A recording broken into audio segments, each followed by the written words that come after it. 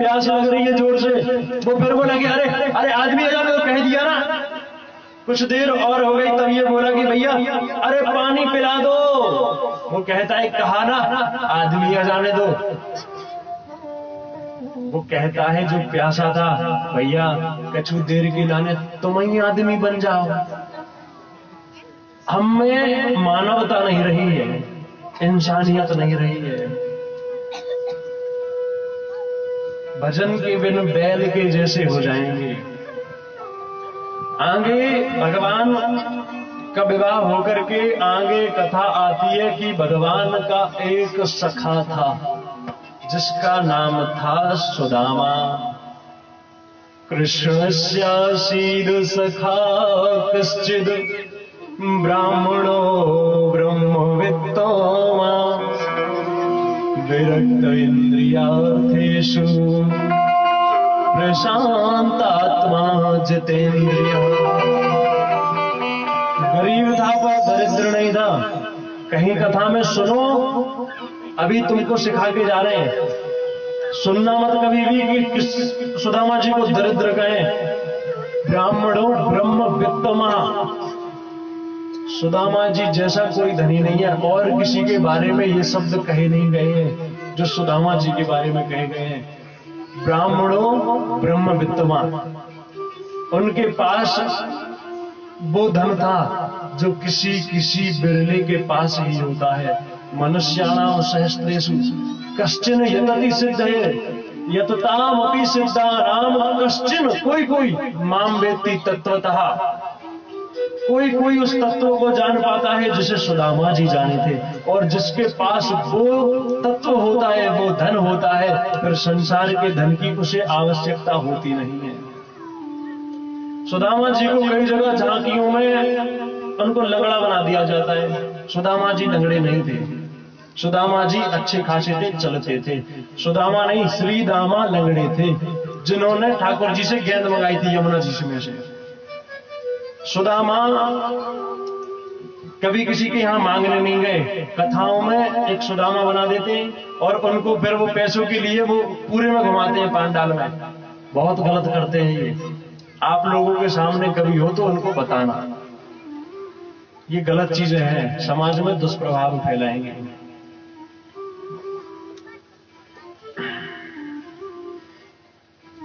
सुदामा जी गरीब जरूर थे पर दरिद्र नहीं। एक दिन उनकी पत्नी ने कहा आपके जो सखा हैं आप उनका नाम लेते रहते हो, देखो वो राजा हैं, तुम उनके पास जाओ, वो तुम्हें कुछ धन या कुछ जो कुछ दे तुम मांगना मत। मैं नहीं कह रही हूं कि तुम मांगना, तुम उनसे कुछ मांगना मत, और जो वो दे सो स्वीकार कर लेना। सुदामा जी ने भी सोचा कि काफी दिन हो गए हम अपने मित्र से नहीं मिले और ये इतना हट कर रहे हैं तो जाकर के मिल करके आ जाते। भगवान के यहां मिलने के लिए सुदामा जी ने तैयारी करी। उनकी पत्नी सुशीला कहीं से 3 मुट्ठी चावल बांध करके लेकर के आई और सुदामा जी से कहा कि ये आपके मित्र के लिए भेंट है, अगर वो पूछे कि भाभी ने क्या भेजा है तो ये दे देना, वो स्वयं हमारी परिस्थिति समझ जाएंगे। सुदामा जी घर से निकले, काफी दूर था, पैदल पैदल कुछ दूर पहुंचे, काफी थक गए थे, पैरों में पहनने को खड़ाऊ नहीं थी, कांटे चुभ रहे थे, लेकिन भगवान से मिलने की आस में चले जा रहे थे। एक जगह संतों की टोली बैठी हुई थी और उधर जाकर के ये थोड़ी देर बैठे और इनकी जब वो संत चले गए, इनको ऐसा हुआ कि अचानक से इनकी आंख लग गई। आंख जैसे ही खुली तो इनने पाया कि हम गंगा के किनारे बैठे हैं।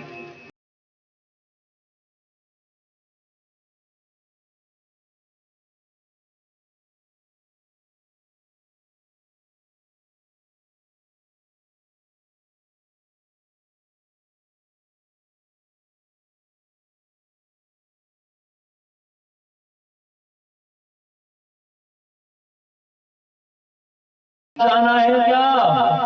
अरे भैया हम द्वारका जा रहे हैं, किसी को पार जाना है क्या? सुदामा जी ने कहा अरे भैया हमें जाना है, हमें पार जाना है, हमें ले चलो। हाँ भैया हम ले चलेंगे।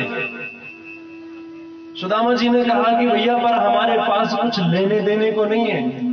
भगवान बोले कि हम पार उसे ही करते हैं जिसके पास संसारिक वस्तु देने लेने को होती नहीं है, जिसके पास ब्रह्म धन होता है, परमात्मा का जिसके पास धन होता है, पार तो मैं उसे ही करता हूं। सुदामा जी नाव में बैठे और ठाकुर जी नाव चला रहे। वो ठाकुर जी ही नाव लेकर के आए थे। नाव चला रहे हैं, नाव चलाते चलाते सुदामा जी तो अपनी माला फेरने में लगे, बैठे हुए हैं शांत। तो भगवान ने कहा कि आपका नाम क्या है? उन्होंने कहा कि हमारा नाम सुदामा है। और फिर माला चलाने लगे, अपने मन में बैठ गए। भगवान पूछे, अरे भैया हम तुम्हें लेकर के जा रहे हैं, हमारा भी तो परिचय पूछो। सुदामा जी मन में तो सोच रहे हमें क्या लेना देना संसार से, हम तो अपने माधव से मिलने जा रहे हैं, हम अपने मित्र से मिलने जा रहे हैं, हमें क्या प्रयोजन किसी और से। पर उन्होंने जब पूछा तो फिर सुदामा जी ने भी पूछ लिया कि भैया आपका नाम क्या है? उन्होंने कहा कि मेरा नाम गोपाल है। सुदामा जी ने मन में सोचा कि ऐसे मुझ के गोपाल परे, हमें क्या लेना देना। वे फिर अपनी माला चलाने लगे। वे भगवान फिर से बोले कि अरे भैया हम तुम्हें फ्री में लेकर के जा रहे, तुम हमसे बात ही नहीं कर रहे हो, तुम अपनी माला फेरने में लगे हुए हो। देखो हमसे कुछ बात तो करो, पूछो कहां जा रहे हो, हमें बताओ। सुदामा जी ने कहा कि हमारे मित्र हैं, द्वारिका में रहते हैं कृष्ण, हम उनके पास जा रहे हैं। वो नाविक बोला कि अरे वो द्वारकाधीश, राज महाराज, वो तुम्हारे मित्र? कहा हाँ हाँ भैया, वो जो कछु हो राजाधि महाराज, वो हम न जानते, हम तो कृष्ण को जानते हैं, वो हमारा मित्र है। अरे भैया तुम वहां जा रहे हो? कहा हाँ हम वहां जा रहे हैं। भगवान कुछ देर ऐसी वार्ता चली और सुदामा जी को योग माया के द्वारा और किनारे पे खड़ा कर दिया। सुदामा जी वहां से चल करके पूछ करके पता भगवान के महल तक पहुंचे। द्वारपालों से कहा, द्वारपालों ने अंदर जाके भगवान को खबर की। शीस पगारा जगतन में, जाने को आही बसो वही ग्रामा। भगवान ने पूछा कि कुछ और बताया है? कहा पूछत दीन दयाल को नाधाम, बतावत आपनो नाम सुदामा। जैसे ही सुदामा शब्द सुना तो भगवान सिंहासन से खड़े हो गए और दौड़ लगा दी अपने मित्र से मिलने के लिए। दौड़ रहे, कहीं दुपट्टा गिरा, कहीं खड़ाऊं गिरी, कहीं मुकुट गिरा, और जाकर के अपने मित्र के गले लग गए। अंदर लेकर के आए और अपने सिंहासन पर बिठाया और बोले, हाय सखा दुख पायो महा तुम, आए तेना किते दिन खोए। ऐसे बिहाल बिवाइन सो, पद कंटक जाल लगे पुनि जोए। पानी परात को हाथ छुयो वहीं, और मेनन के जरा सौ पग धोए। देखी सुदामा की दीन दशा, करुणा करके करुणा निधि रो। ऐसी हालत देख करके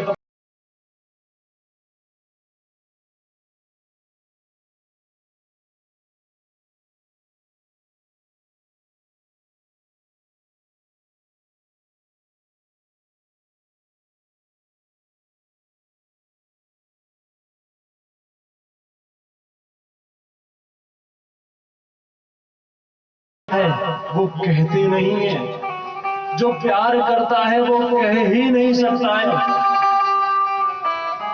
प्यार को तो समझना पड़ता है। और जो अपने माता पिता और गुरु का, परमात्मा का और महात्मा का प्यार नहीं समझ पाए, वो इस दुनिया में बाहर ही है। माता पिता अपने बच्चों को लुटाने के लिए सर्वस्व, वैसे तो जीवन प्रदान कर ही दिया है, निरंतर तैयार रहते हैं, लेकिन समझता कोई विरला ही है। माँ बाप से चिड़चिड़ा करके बोलना, उनकी बात को अनदेखा कर देना बहुत बड़ी भूल होती है। एक लड़का था, एक पेड़ था, उस पर वो लड़का रोज जाया करता था।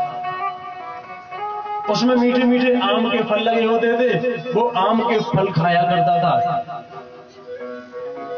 जब तक फल लगते तब तक तो रोज जाता, और जब फल लगने कम हो जाते तो फिर वो बच्चा भी जाना कम कर देता था। तुम्हारे पास क्या फल है?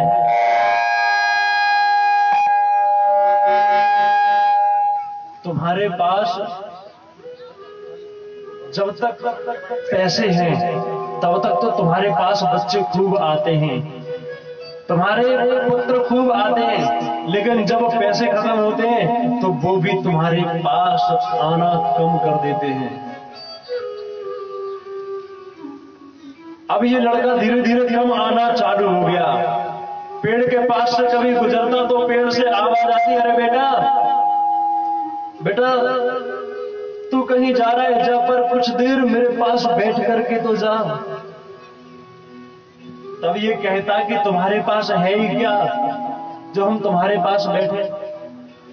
बात ध्यान से सुनना और समझना, ये किसी पेड़ की बात नहीं हो रही है, ये उन पेड़ों की बात हो रही है जो तुम्हारे नीचे से उपजे हैं और जो जिन्हें तुमने उगाया है। समझ के चलना। वो पेड़ के पास से जा रहा था और पेड़ ने आवाज लगाई कि बेटा बेटा कुछ देर आकर के मेरे पास बैठ तो जा। जब कहीं लड़का बाहर नौकरी फोकरी करने लगता है ना, तो फिर उसके माँ बाप उससे कहते हैं, भैया अरे तू नौकरी कर तो ना लाला, तुझे जो करना है वो करते रहे, पर कभी कभी हमारे यहाँ से होकर के गुजर जाया कर, मैं तुझे देख लूंगी, मैं तुझे देख लूंगा। माँ बाप यही तो कहते हैं, मैं तुझे देख लूंगा तो मेरी आंखों में ठंडक आ जाएगी, मेरे दिल में सुकून रहेगा, कुछ देर आकर के मेरे पास बैठ तो जाया कर। वो लड़का कहता है कि अब तुम्हारे पास है ही क्या। माँ बाप से आजकल के बच्चे भी यही कह देते हैं कि तुम्हारे पास है ही क्या। कल थे जब तक पैसा था तब तक तो रहे, अब जब पैसे खत्म हो गए तो माँ बाप से दूरियां बनाने लगे।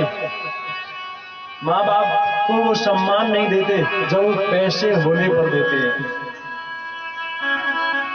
वो बोला कि भैया अभी मेरे फल नहीं बचे तो तुमने आना कम कर दिया, ऐसा मत करा करो। माँ बाप भी यही कहते हैं कि बेटा सिर्फ फल पे नहीं, मेरे यहाँ आया कर, जब फल लगेंगे तो वो तेरे ही तो है, मैं कौन सा उसको खाऊंगा, पेड़ कभी खाता थोड़ी है। अब ये लड़का वहां चला गया, ये कुछ बड़ा हो गया, इसकी शादी हुई और ये फिर वहां से गुजर रहा था। पेड़ से आवाज आई, बेटा मेरे पास आ। वो पास में गया, मेरी बात करने को लहजे को थोड़ा सा समझना। हाँ बताओ क्या बात है। वो जो उद्दंड नालायक बालक है वो अपने माता पिता से बात कर रहा है। हाँ बताओ क्या बात है। अरे भैया तू हमारे पास आकर के बैठा कर। बोला अब तुम्हारे पास क्या बचा है, हम क्यों बैठे तुम्हारे पास। पेड़ बोला बेटा तूने शादी करी है ना, तू घर बनाएगा ना, घर में दरवाजा लगाएगा ना, मेरी लकड़ियां तेरे दरवाजे बनाने के काम आएंगी। तू मुझे अपने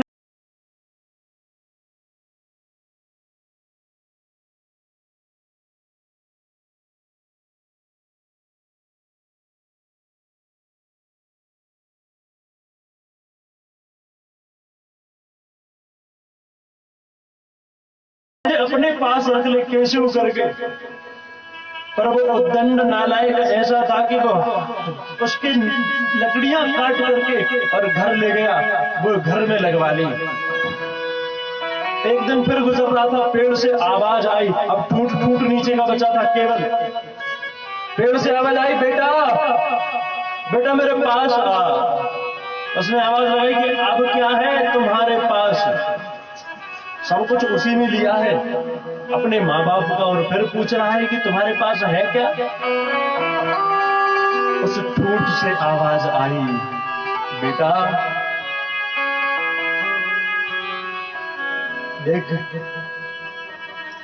तू मुझे अपने घर में ले जा करके कैसे रख ले, मैं तुझे देखता रहूंगा, मेरा जी इसी में शांत रहेगा, मैं तुझे देखता रहूं, तुझे निहारता रहूं, तू मेरी अखियों के सामने रहे, बस इसमें मैं प्रसन्न हो जाऊंगा। माँ बाप यही तो कहते, वो कहता है कि बाद में तू चाहे मुझे जला देना, जो करना है वो करना, मुझे जला देना अपने हाथों से, मुझे ले चल, पर ऐसे अकेले मत छोड़। माँ बाप भी यही कहते हैं तुमसे कि बेटा जैसे ही कर, मुझे मुझे मुझे अपने पास रख ले, मैं तेरे साथ रहूंगा।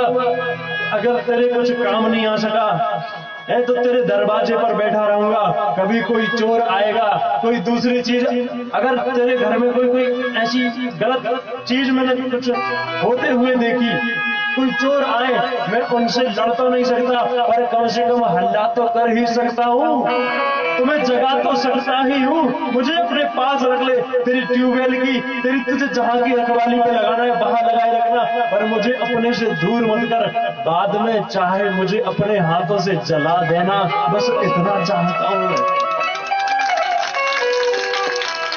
माँ बाप तुम्हारी दुकान, तुम्हारा मकान कुछ नहीं चाहते। माँ बाप तुम्हें खुश देखना चाहते, दुख देखना चाहते तो तुम्हें कभी मार दिया होता। कभी ये मत सोचना कि हमारे माँ बाप हमारा बुरा चाहते हैं, हमेशा तुम्हारा भला चाहते। तुम प्यार को समझ ना पाओ उसको तो तुम्हारी बात है। किसी के हिस्से में दुकान आई तो किसी के हिस्से में मकान आया, किसी के हिस्से में मकान आया तो किसी के हिस्से में दुकान आई, और मैं बड़ा खुश नसीब निकला कि मेरे हिस्से में मेरी माँ आई। वो पुत्र, वो संतान बड़ी बड़ी सौभाग्यशाली होती है जो हमेशा माँ बाप की खुशी के लिए जीते हैं, जो माँ बाप को अपना बना करके जीते हैं।